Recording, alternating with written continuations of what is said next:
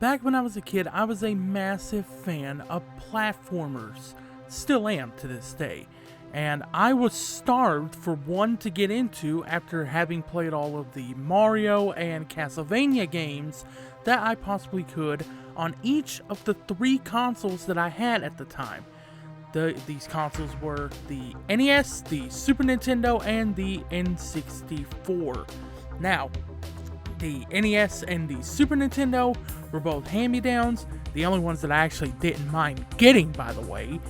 And the N64 was the first console that my parents ever bought for me. I hold all 3 consoles in super high regard. I love them to death. I played so many great games and game series on them.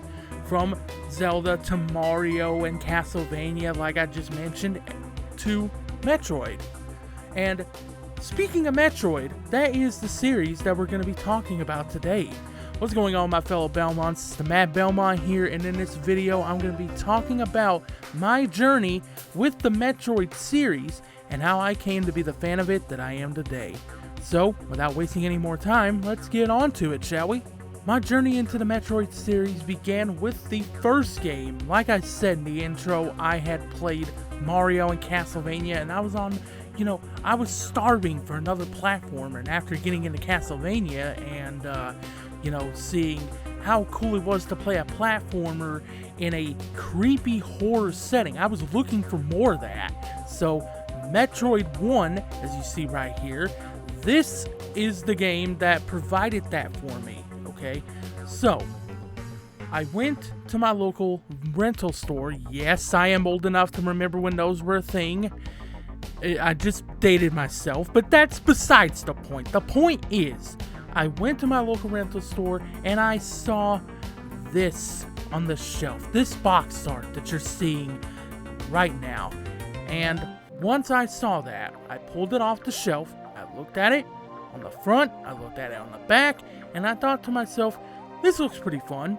Same thing that I thought whenever I got into Castlevania, and I thought, well, this method didn't fail me before, so I might as well just trust it again. So I took it to the counter, plopped it down. My dad paid the money that was needed for it. I went home and I ran straight to the living room at the time, because that's where I played my games at the time, and I plopped down onto the floor. I took the cartridge out of the case that it came in, I put it in my NES, turned the thing on, and I took it out and I blew on it, and then I put it back in again, because the NES did the thing that it usually does where it doesn't exactly read cartridges on the first try.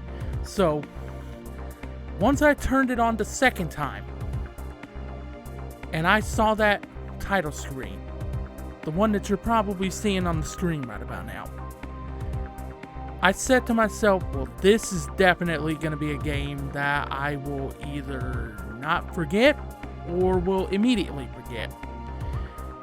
And once I started it, and I seen Samus in the middle of this room, right, and this music started blaring in the background, it just got me so excited to get onto this new journey, and I was hooked immediately.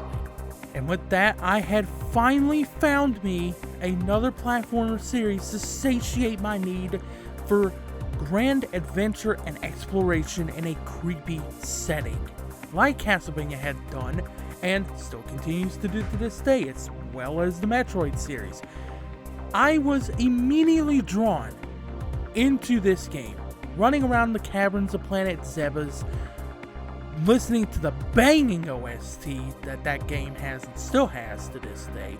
Actually, as a matter of fact, the entire series does not have one bad OST at all. It's one of the rare video game franchises that does that, actually. I was running around blasting Metroids with my blaster, gaining new abilities like the Morph Ball, the High Jump, getting new suits and stuff like that. I was having a blast, okay? But even though I did have such a fun time with that first game, it wasn't until I played another game in this series that I truly became a Metroid fan. And this is a game that has captured the hearts of many people out there, and one that probably won't come as a shock to you when I tell you what it is. That game is Super Metroid, a game that is very synonymous with gamers today, and is one of the games that is attributed to starting the Metroidvania genre as a whole. Okay?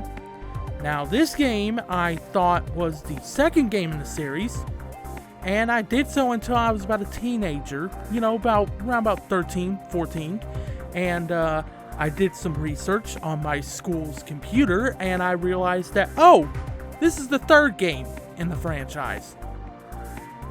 Oh well, I still had a blast with it anyway. So, this game, we return to Planet Zebes, okay, from the first game, but it's done in a much different way, okay? Levels look and feel different, but the gameplay is ultra refined, okay? Now, I will admit that the first Metroid has not aged too well, mainly due to the fact that it has no in-game map, okay? That's probably the biggest flaw I can see with that original game. But not only did Super Metroid have an in-game map, but it also had really cool power-ups, abilities, and it just gave me a sense of adventure and exploration that has only been matched and bested by Castlevania Symphony of the Night, which is the other game that is attributed to starting the whole Metroidvania genre. Now, once I started playing Super Metroid, I couldn't stop. I rented it on a Friday, okay, and I had it for the whole weekend. I had it from Friday to Sunday, because the way my rental store works is you got 3-day rentals, okay? If you paid a little bit extra, you got a 5-day rental, but I only had enough money for a 3-day rental. So I rented it for those 3 days, and I made the absolute most of it. I played that game from the moment that I woke up until I went to bed, okay? All weekend. Did not beat it in that rental, but I almost did. I made a lot of progress over that weekend. And from that moment on, from the moment that I started playing Super Metroid, I was immediately a huge Metroid fan, and I wanted to play as many games in this series that I possibly could, okay? That led me to the next step of my Metroid journey, which for me was playing Metroid Zero Mission and Metroid Fusion on the Game Boy Advance, because there was no Metroid released on the N64 officially, so I had to wait. And while I was waiting, I basically just played the ever-loving crap out of Metroid 1 and Super Metroid. Sorry, I keep wanting to call it Metroid 3. Super Metroid. So, I had a buddy of mine back in middle school that, I swear, it seemed like he got everything when it came to games and stuff. He had all the coolest games, all the magazines. It seemed like he got all of the WWE stuff that you could ever get, because we were both huge wrestling fans, okay? And it seemed like he got everything. But there was a benefit to that, okay? He had both a GBA and he had both Zero Mission and Fusion. So I went to his place for a sleepover one weekend, and I asked him, because I saw the games in his room on his shelf, and I said, "Hey man, look, can I play these games? I love Metroid, I have wanted to play these games, but I don't have the money to get a Game Boy Advance. Can I please just play them?" And he said, "Yeah man, go nuts." And so, I didn't just go nuts. I went completely bonkers. I literally played the ever-loving crap out of both games that weekend, and I even managed to finish Fusion the next weekend. I didn't beat Zero Mission, but I'm going to rectify that. You'll find out more about that later, so stay tuned for that. Okay, so having played what I thought was every Metroid game up to that point, I was still craving Metroid, and I had no idea where else to go.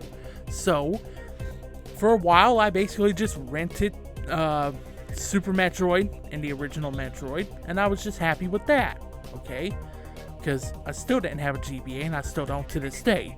But, when I was in high school, my dad traded my old PlayStation 2 for a GameCube. And I finally got to play the next step in my Metroid journey, which was Metroid Prime. Yes, finally got to play Metroid Prime. I did it in my teenage years.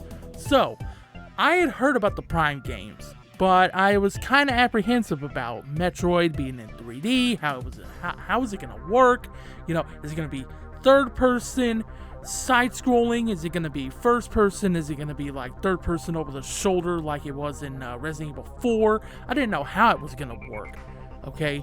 I didn't know how I would feel about seeing Samus running around and shooting things in a 3D environment. But once I got into the thick of things and I actually started playing the game, my worries were alleviated instantly. Literally just like that. So, I couldn't believe just how good the game actually was. Running around, shooting Metroid, seeing these cool looking environments in 3D, it was insanely cool. I immediately played the second game afterwards, and I even got a Wii as a teenager so I could play the third game in the series. That's how much I loved Prime. Okay, I went from being completely apprehensive and worried about how Metroid was going to be in 3D to just immediately, I am in, let's go. Okay, so that's been my journey up to this point. But the journey hasn't ended. Not now and not ever, okay? With the release of Metroid Dread in 2021 and the release of the Metroid Prime Remaster earlier this month, I have a lot more journeys and planets to go on with this franchise, okay? Now, speaking of journeys, I am on a Road to Metroid Dread journey as we speak. I'm going through Metroid Zero Mission, AM2R, which is a fan-made remake of Metroid 2, and Super Metroid, as well as Metroid Fusion. That is my road to Dread. I'm going to go through all 4 of those games, one by one by one. Now, this is going to all be done off camera, okay? But I will be doing personal reviews for each game that I complete once I complete them right here on this channel. So be subscribed if you want to see that, okay? You gotta hit that subscribe button, you gotta turn on that notification bell, okay? You gotta stay up to date with this stuff. Now, this will also be the first time I'm ever playing Metroid 2 because I never got to when I was a kid or a teenager, right? Like I said, when I was a teenager, I had just found out about Metroid 2 Return to Samus on the Game Boy, which was kind of crazy because I had a Game Boy Color. I could have played it. I could have played it, but I didn't. Okay, because I didn't know about that. I didn't have internet back when I was a kid and when I had that Game Boy Color. Okay, and I didn't think to ask my friends about it because I thought nobody played Metroid other than me. So, I'm looking forward to continuing to explore these amazing and these creepy planets that are in this series, okay? I'm looking forward to this. This is exciting to me, okay? So, with that completes my Metroid journey. I have been around the block with this franchise, you could say, and I'll continue to go on many more adventures to come with the franchise. So, with that all being said, do you have a Metroid journey for yourself that you want to share, that you want to talk about? Well, feel free to share it in the comments of this video, or you can also make a response video if you feel more comfortable doing that. Okay, I'm looking forward to hearing your stories, your journey with this franchise. that's all for the video. Thank you so much for watching, and remember, if you enjoyed this video, be sure to hit that like button, as well as subscribing to the channel if you haven't already. It really helps the channel out a lot. And if you feel that you might want to share this around with people, please do that. I encourage you to share this around. Let's get some cool Metroid stories going in the comments, or let's get some cool response videos going around. I really want to discuss this with you all, okay? But most importantly of all, have fun on the hunt, my fellow Belmonts. I will see you in the next video, and peace out.